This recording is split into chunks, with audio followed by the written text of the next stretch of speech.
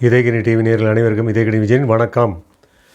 உலகின் முதல் புரட்சி தலைவர் தமிழ் கடவுள் முருகன். இப்படி யார் சொன்னா? எங்கேருந்து வந்து சொன்னாங்க? அதுவும் ஆந்திராவிலேருந்து வந்து சொல்லியிருக்காங்க. ஆந்திராவிலேருந்து துணை முதல்வர் நடிகர் பவன் கல்யாண் வந்து சொல்கிறார். இங்கே உள்ளவங்களுக்கு அது தோணலை பாருங்கள். அதாவது உலகின் முதல் புரட்சின்னு அது முருகன் தான். தீய சக்தியை எதிர்த்து வென்ற புரட்சி தலைவர் தமிழ் கடவுள் முருகன் அப்படி சொல்கிறார். அன்றைக்கி வந்து முருகன் வந்து தீய சக்திகளை எதிர்த்து போராடினார் அப்படிங்கிறத சொல்கிறதுக்காக அப்படி சொல்கிறார். அதுபோன்று முருகனுடைய அருளும் ஆசியும் வந்து இங்கே உள்ள தீய சக்திகளை எதிர்த்து ஒழித்து கட்டும் அப்படிங்கிறதுக்கு ஒரு முன்னோட்டமாக தான் அவர் வந்து பவன் கல்யாண் சொல்லியிருக்காரு.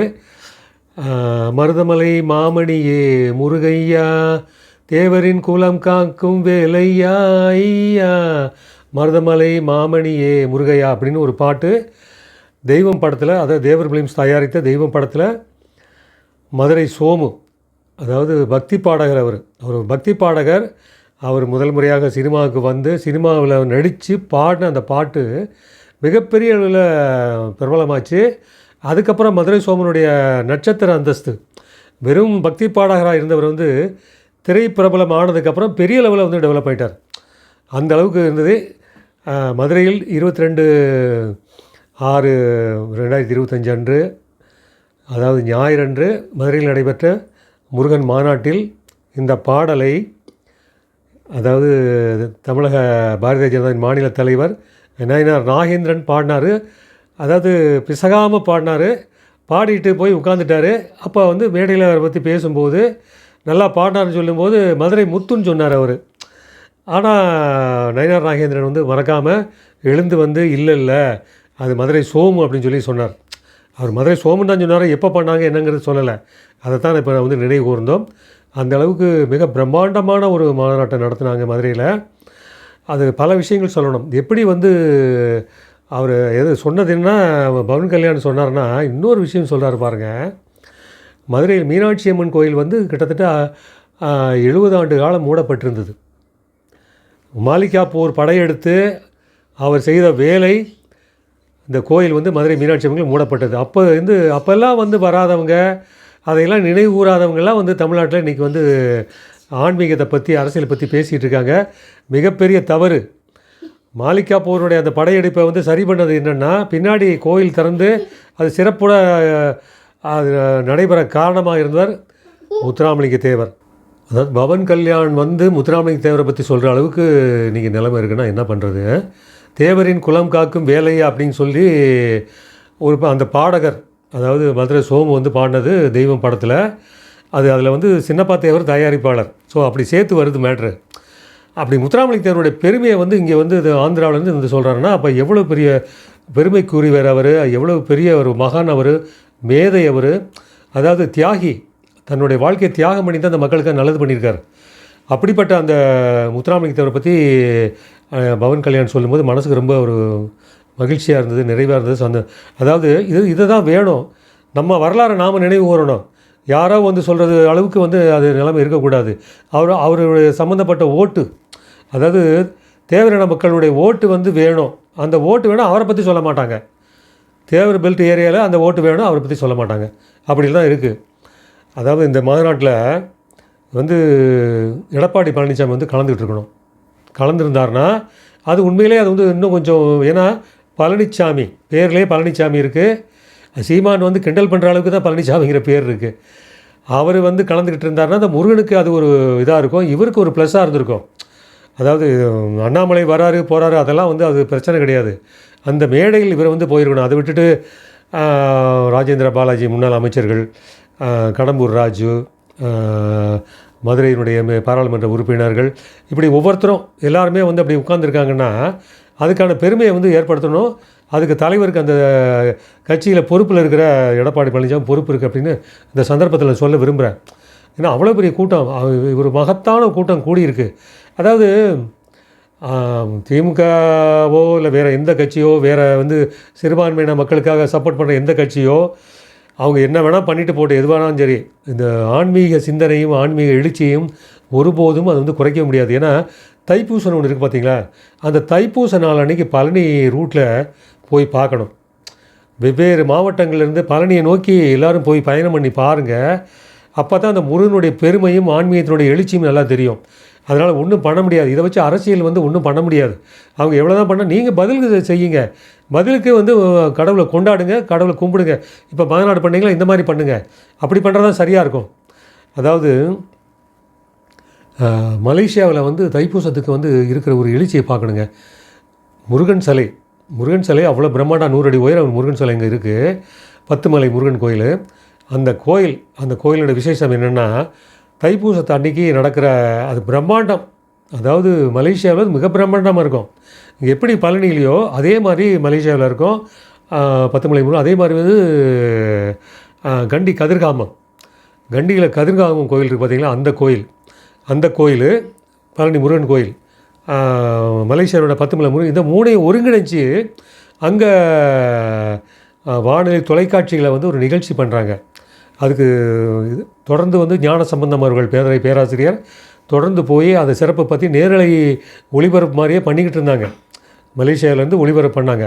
ஸோ அந்தளவு பெருமை வாய்ந்த கடவுள் வந்து முருக கடவுள். மலேசியாவில் மிகப்பெரிய அளவில் வந்து அவர் முருக கடவுளுக்கு ஒரு பெரிய மாசு இருக்குது. அங்கும் அவர் புரட்சி தலைவர் தான். ஸோ அப்படி வந்து உருவாக்கி வச்சுருக்காங்க. இதில் வந்து புரட்சி தலைவர்னு சொல்லும்போது எம்ஜிஆருங்கிற பேர் தானாகவே இதில் வந்து சேருது. ஏன்னா எம்ஜிஆர் இதில் வந்து சொல்லாமல் விடவும் முடியாது. என்ன இதில் இருக்குன்னா, அவருக்கு துன்பம் வரும் சமயங்களில், எம்ஜிஆருக்கு துன்பம் வரும் சமயங்களில் முருகா என்றும் இயேசு என்றும் சொல்வார். இதில் வந்து கடவுளுக்கு பாகுபாடெலாம் கிடையாது. முருகா என்றும் இயேசு என்றும் சொல்வார் அப்படின்னு சொல்லி நான் வந்து தேவி வார இதெல்லாம் ஒரு கட்டுரையில் எழுதியிருந்தேன். அதை மயிரமுத்து படிச்சுட்டு அவரும் வந்து சொல்லியிருக்கார். எம்ஜிஆர் அமரரான போது அவருக்கு இரங்கல் தெரிவிக்கும் போது இதை குறிப்பிட்டு சொல்லியிருக்கார். ஸோ எம்ஜிஆருக்கு அப்படி ஒரு அவர் ஆன்மீகத்தில் இருந்தப்போ, பின்னாடி வந்து அது இல்லாமல் இருந்திருக்கலாம். ஆன்மீகத்தில் இருந்தப்போ முருக கடவுள் மீது அவருக்கு மிக பக்தி இருந்தது. பழனி முருகன் கோயில் போயிருக்காரு. மருதமலை முருகன் கோயிலில் சின்னப்பத்தாரோட உபயத்தில் அங்கே விளக்குகள் ஏற்றி வைத்திருக்கிறார். விளக்குகளை வந்து அப்போ அவர் திமுகவில் தான் இருக்கார். இருந்தாலும் அந்த விவசாயி பட ஷூட்டிங்கு போனவர் அந்த கோயிலில் போய் அந்த விளக்குகளை வந்து அது எரியறதை வந்து தொடங்கி வச்சுருக்காரு எம்ஜிஆர். முருகன் கோயிலுக்குள்ளே போட்ட விளக்குகள் பூரா தேவரோட உபயத்தில் நடந்த விஷயங்கள். அப்போது அவர் வந்து அந்த ஷூவெல்லாம் கழட்டி போட்டுட்டு வெறுங்காலோட தான் மலைக்கு போனார். போய் வந்து தேவரோட இருந்து எல்லாத்தையும் தொடங்கி வச்சுட்டு தான் வந்தார். இது வந்து செய்ய வேண்டியது, ஆன்மீக மக்களுக்கு செய்ய வேண்டிய கடமை தேவர்கள் செய்திருக்கிறார். நானும் அதில் பங்கெடுத்திருக்கிறேன் அப்படின்னு சொல்லி எம்ஜிஆரை வந்து சொன்னார். அதாவது இவர் நீங்கள் நாத்திகவாதி தானே, திமுக காரங்க, அதெல்லாம் வந்து அவர் பொருட்படுத்தலை. ஏன்னா தனிப்பிறவி படத்திலே முருகன் வேடமிட்டு நடித்திருக்கிறார். அதாவது யார் என்ன விமர்சனம் பண்ணுவாங்க, இதெல்லாம் அதை பற்றி கவலையே படலை. அந்த கதைக்கு, அந்த சினிமாவுக்கு தேவை என்று வரும் பட்சத்தில் அவர் வந்து முருகனாக வேடமிட்டு நடித்திருக்கிறார். பின்னாடி அவர் கட்சி தொடங்கினதுக்கப்புறம் உழைக்குங்கரங்கள் படத்துலேயும் அதுபோல் வந்து அவர் நடிச்சிருக்கார் ஆன்மீக வேடத்தில். அதாவது சிவபெருமானோட சிவதாண்டவமாக ஆடி நடிச்சிருக்கார். முருகனுடைய தந்தை அப்படிங்கிற மாதிரி போகுது. ஸ்ரீமுருகன் படத்தில் சிவபெருமான் நடிச்சிருக்கார் முதல்லையே, ஆரம்பத்திலேயே. ஸோ முருகனுடைய சம்மந்தப்பட்ட விஷயங்கள் அவரோட பின்னி பிணைந்திருக்கிறது எம்ஜிஆர் அவர்களிடத்தில். அதனால தான் வந்து அவர் அது மேலே வந்து ஈடுபாடு காட்டியிருந்தார். பழனி முருகன் கோயிலுக்கு வந்து நம்பியார் கூட இவரும் போயிருக்கார், எம்ஜிஆரும் போயிருக்காரு. அப்பப்போ இதை பற்றி இவரே நம்பியாரோட மகனே சொல்லியிருக்கார். இந்த மாமாவை கூட்டு வராதிங்க, இவர் வந்து என்னை கண்டிக்கிறார், என்னை திட்டுறார் அப்படின்னு சொல்லி நம்பியார்கிட்ட கம்ப்ளைண்ட் பண்ணியிருக்கார். என்னென்னா இவர் நம்பியாரோட மகனை வந்து அப்படி இப்படி செய்யணும்னு அட்வைஸ் பண்ணார். அது அந்த பையனை அவருக்கு பிடிக்கல. அதாவது சுகுமார நம்பியார் அதைத்தான் சொல்ல வர்றது, அவர் சொல்லியிருக்கார். ஸோ இப்படியெல்லாம் வந்து முருகன் சார்ந்த விஷயங்கள் இப்படியெல்லாம் போகுது. அதனால் இந்த மாநாட்டினுடைய விஷயங்கள் வந்து ஒரு அரசியலுங்கிறது அல்லாமல் மக்கள் மத்தியில் ஒரு ஆன்மீக எழுச்சியை உருவாக்கியிருக்கு அப்படிங்கிறது இந்த சந்தர்ப்பத்தில் சொல்லணும், சுட்டி காட்டணும். அப்படிங்கிறது நம்மளுடைய கடமை. அதாவது இந்த மாநாட்டை பொறுத்தவரை நினைவுறப்பட வேண்டிய ஒரு விஷயம் என்னென்னா, 5 லட்சம் மக்களும் கலந்து கொண்ட 5 லட்சம் மக்களும் கந்த சஷ்டி கவசத்தை அத்தனை பேரும் அது ஒரு கூட்டமாக மாபெரும் மாநாடு வந்து ஒரே குரலில் வந்து எழுப்பி அத்தனை பேரும் அதை பற்றி பாடினாங்கன்னா அது ஒரு மிகப்பெரிய ஒரு எழுச்சி.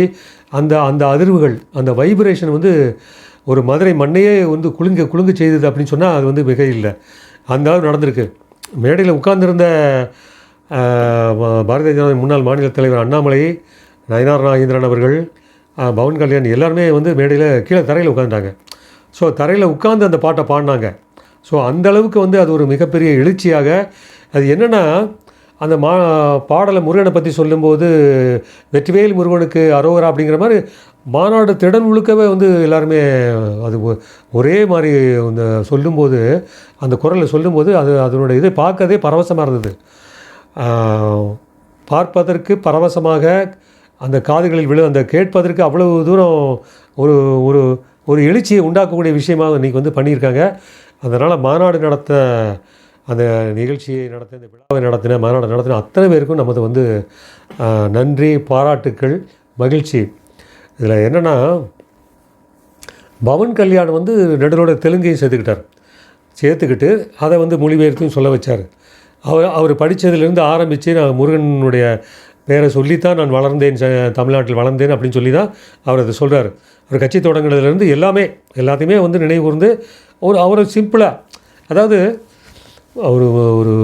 அதாவது தெலுங்கு பட உலகின் மகத்தான ஒரு நடிகர் வந்து சிரஞ்சீவி. அவர் ஒரு சூப்பர் ரேஞ்சில் இருக்கிற நடிகர். இன்றைக்கே அவர் வந்து அந்த ரேஞ்சில் தான் இருக்கார். அவருடைய தம்பி அதை எங்கேயுமே அவர் அடையாளப்படுத்திக்கல. அவர் சிரஞ்சீவியோட தம்பி இங்கே பவன் கல்யாணம் அடையாளப்படுத்திக்கல. ஆனால் தனிச்சு நின்று தான் அவர் வந்து சினிமாவில் வந்தார். சிரஞ்சீவி தம்பிங்கிற இதில் வர கோணத்தில் வரல, தனிச்சு நின்று தான் வந்தார். அது ஒரு பெரிய வெற்றி பெற்றார், சினிமாவில் வெற்றி பெற்றார். அதுக்கப்புறம் இப்போ அரசியலில் வந்து கடந்த ஆந்திராவில் நடைபெற்ற சட்டமன்றத்தில் பெரிய அளவில் அவருடைய கட்சி வந்து வெற்றி பெற்றது. மோடி அவர்கள் மீது அவருக்கு வந்து ஒரு மிகப்பெரிய மரியாதையும் அன்பும் இருக்கிறது. செல்லும் இடமெல்லாம் அவர் வந்து கலந்துக்கிறாரு. அதாவது இந்த மாநாட்டுக்கு முதல் நாள் வந்து ஆந்திராவில் விசாகப்பட்டினத்தில் நடந்த யோகா நிகழ்ச்சி, அதாவது கின்னஸில் இடம்பெற்ற யோகா நிகழ்ச்சி, அது 3 லட்சம் பேர் அதில் கலந்துக்கிட்டாங்க. அந்த நிகழ்ச்சியில் வந்து அங்கேயும் பவன் கல்யாண் கலந்துக்கிட்டார். அந்த நிகழ்ச்சியில் கலந்துக்கிட்டதுனால இங்கே உடனே வந்து சேர்றது இதாக கூட தனி விமானம் ஏற்பாடு பண்ணி மதுரையில் நடைபெற்ற முருகன் மாநாட்டுக்கு வந்திருக்கிறார். ஸோ அப்படின்னா எந்த அளவு அவர் வந்து அந்த உணர்வோடு இருந்திருக்காருங்கிறது இங்கே சொல்லப்பட வேண்டியது முக்கியம். உத்தரப்பிரதேசனுடைய முதல்வர் யோகி கூட அதில் கலந்துக்கிட்டு இருந்திருக்கலாம். அது இன்னும் கூட நிகழ்ச்சி அதனுடைய சிறப்புக்கு வந்து ஒரு வலுவாக இருந்திருக்கும். அது என்னமோ வரல அவர். ஆனாலும் அதை வந்து பவன் கல்யாண் ஈடுகட்டிட்டார். அந்தளவு வந்து ஈடுகட்டதை இன்னொருத்தர் வந்து பாரதிய ஜனதாவின் முன்னாள் மாநில தலைவர் அண்ணாமலை அவர்கள். அண்ணாமலையினுடைய அந்த, அதாவது இதில் வந்து ஒரு பெரிய ஸ்டார் அட்ராக்ஷன்லாம் ஒன்றும் இது கிடையாது. மிகப்பெரிய தலைவர்கள், மிகப்பெரிய நடிகர்கள் அந்த மாதிரிலாம் ஒன்றும் கிடையாது. பவன் கல்யாண் வந்து இங்கே உள்ளவங்களுக்கு வந்து ஒரு சினிமா நடிகருங்கிறது ஓரளவுக்கு தான் தெரியுமே ஒழிய, அவர் ஆந்திராவுடைய இது துணை முதல்வர் அப்படிங்கிறது பொறுப்பு ஓரளவுக்கு தான் தெரியுமே ஒழிய அவர் மேலே பெரிய இது கிடையாது. அப்புறம் அண்ணாமலை வந்து அவர் ஒரு அதாவது அரசியல் ரீதியாக அவர் இந்த அந்தஸ்து உள்ளவர், நட்சத்திர அந்தஸ்து உள்ளவர். அதில் வந்து தெரியுது. இந்த விழாவுக்கு, இந்த மாநாட்டுக்கு அவர் வரும்போதே அவ்வளோ பெரிய ஆரவாரம், அப்படி ஒரு ஆரவாரம். அவர் பேசின அவ்வளவு விஷயங்களுமே, அவ்வளவு விவரங்களுமே வந்து அற்புதமான விவரங்கள். அதாவது தமிழ்நாட்டில் 40,000 கோயில் இருக்குது அப்படிங்கிற புள்ளி விவரத்தோடு சொன்னார். அது மாதிரி அறநிலையத்துறையின் கட்டுப்பாட்டில் எத்தனை கோயில் இருக்குது, எந்தெந்த நாடுகளில் என்னென்ன கோயில்கள் இருக்குது, வெளிநாடுகளில் உள்ள கோயில்கள் விவரங்கள் அத்தனையுமே அவர் சொன்னார். முருகனுக்கு எத்தனை கோயில்கள் இருக்குது, ஆந்திராவில் என்னென்ன பேரில் முருகனுக்கு கோயில் இருக்குது, கர்நாடகாவில் முருகனுக்கு என்னென்ன பேரில் கோயில் இருக்குது, அவ்வளோ விவரங்களை வந்து அவர் வந்து அனலைஸ் பண்ணி கேதர் பண்ணி அப்படியே புள்ளி விவரமாக வந்து எடுத்து சொன்னார். அதாவது ஆன்மீக ரீதியாக தமிழகம் வந்து ஆன்மீக பூமி. இந்த பூமியை வந்து யாராலும் எந்த வகையிலையும் மாசுபடுத்த வழி கிடையாது அப்படிங்கிற சொன்னவர் ஒரு விஷயம் சொன்னார். அதாவது மத மாற்றங்களுக்கு வந்து இங்கே வந்து இதுவரைக்கும் நடந்தது போகட்டும், இனிமேல் அதுக்கு இந்த மண் வந்து இடமளிக்கக்கூடாது. மக்களும் இங்கே குடியிருக்க அத்தனை பேருக்குமே நான் ஒரு உத்தரவாதம் கேட்குறேன். நீங்கள் அத்தனை பேருமே இனிமேல் யாரும் வந்து மதம் மாற்றத்துக்கு இடம் கொடுக்காதுங்க. அது அந்த வழியை வந்து அதை அணை போடுங்க, தடை போடுங்க அப்படிங்கிற மாதிரி அண்ணாமலை கேட்டுக்கிட்டார். ஒரு புள்ளி ஒரு எடுத்து சொல்கிறாரு. அதாவது உலகம் முழுவதும் 230 கோடி கிறிஸ்தவர்கள் இருக்கிறாங்க, 200 கோடி இஸ்லாமியர்கள் இருக்கிறாங்க. இது இப்படியே போச்சுன்னா இந்த இந்த இந்த இந்த இந்த எண்ணமும் இந்த எண்ணிக்கையும் வந்து கூடிக்கிட்டே போச்சுன்னா ஒரு 50 வருடங்களில், அதாவது 2050 வருடங்கள், இன்னும் 25 வருடங்கள், 25-30 வருடங்களில் 2050-55 இதனுடைய எண்ணிக்கை வந்து இன்னும் வந்து அதாவது 230ங்கிறது கிறிஸ்தவர்களுடைய எண்ணிக்கை வந்து 250 260 கூட ஆகலாம், கூடும். அது மாதிரி இஸ்லாமியர்களுடைய எண்ணிக்கையும் 200லேருந்து 230 240 அப்படிங்கிற எண்ணிக்கை கூடும் அப்படிங்கிற ஒரு அதிர வைக்கிற சில உண்மைகளை அவர் சுட்டி காட்டினார். இதனுடைய இப்படி இந்த மாதிரி வளர்ச்சி போனது எங்கே? ஆனால் இந்து மதம் உள்ள ஒரு நாடு வந்து ஒரு இது வந்து இந்தியா. அந்த இந்தியாவில் வந்து 120 கோடி மக்கள் வந்து இந்துக்கள். அது 2 நாடுகளை சொன்னார். அது இன்னொரு நாடு என்னன்னு அவர் சொல்லலை. இப்படி இருக்குது. இப்படி ஒரு ஒரே நாட்டுக்குள்ளே அங்கே வந்து 100க்கு மேற்பட்ட நாடுகளில் கிறிஸ்தவம் இருக்குது, 50-60க்கு மேற்பட்ட நாடுகளில் இஸ்லாமிய மதம் இருக்குது அப்படின்னு சொன்னார். ஒரே ஒரு 2 நாடுகளில் மட்டும்தான் இந்து மதம் வந்து 120 கோடி மக்கள் இருக்கிறாங்க அப்படிங்கிற இவ்வளோ விவரங்களை சொல்லியிருக்கார். ஸோ இது வந்து நமக்கு ஒரு பெரிய ஒரு இந்த மத உணர்வுகள் இதெல்லாம் வந்து நமக்கு வந்து ஒரு நல்ல வழிகாட்டுதலை, நல்ல எழுச்சியை உருவாக்கி மக்களை முன்னேற்றுகின்ற வழியாக இருக்கும். அப்படித்தான் இது போகணும், அப்படி தான் இது நடக்கணும் அப்படிங்கிறது வந்து இந்த மாநாடு வந்து ஒரு நிரூபணமாக இருக்குது அப்படின்னு சொல்லி, அதாவது ஒரு கட்சியினுடைய முன்னாள் மாநில தலைவர் எந்த அளவில் வந்து விவரங்களாக வந்து சேகரித்து அவ்வளோ விவரங்களை சுட்டி காட்டி நம்மளுக்கு வந்து உண்மையை புரிய வச்சுருக்காருங்கிறது இந்த மாநாடு பார்க்கும்போது தெரியுது. என்னென்னா கடைசி வரைக்கும் இந்த நிகழ்ச்சி, இந்த விழா, அதாவது மாநாடு முடிகிற வரைக்குமே யாரும் எழுந்து போகலை. சும்மா 1-2 பேர் அப்படி இப்படி போனாங்களே ஒழிய அத்தனை பேரும் அமைதியாக உட்கார்ந்துருந்தது. அது மிகப்பெரிய வெற்றி, முருகன் மாநாட்டுக்கு கிடைத்த மிகப்பெரிய வெற்றி. மக்களுடைய அந்த எழுச்சியும் அந்த ஒற்றுமையும் அந்த காத்திருந்தலும்.